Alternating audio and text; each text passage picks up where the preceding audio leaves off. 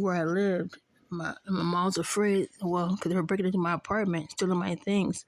And even my brother told my mom some things, too. My mom was trying to tell me in a roundabout way. So my brother was always listening on the phone, had recording devices in the home. He was paranoid because he wanted to know what my mom knew or what I knew or what she was going to tell me because he was there bragging.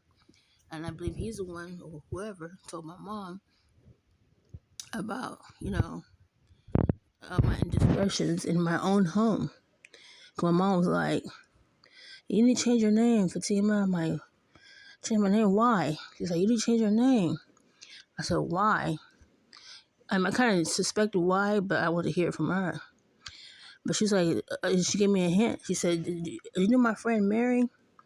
And I said, "Yeah, because I know some things." And she said, "You need to change your name." She's like, "You should have never went out of town." I said, "Why?" She said, "You never went out of town."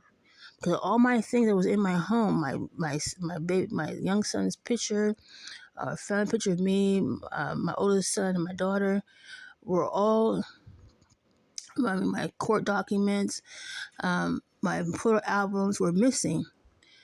And I kept asking my kids, "Where my stuff at?" I said, I don't know. And my fire extinguisher. And my oldest son, he slipped and said, I said, "Well, what must have been stolen?" I said, "It must have been stolen this time." I said, "No, it wasn't." So when my mom had passed away, I saw my fire extinguisher at her house on top of the second fridge. I saw my cast iron skillets. I saw my paperwork that was in her home in the garage. This flower with a little bear on it that somebody had gave to me, to show their love, whatever it was. It was in the garage, which was missing out of my home in Rancho. So my brother, my other brother, were the ones who took my shit.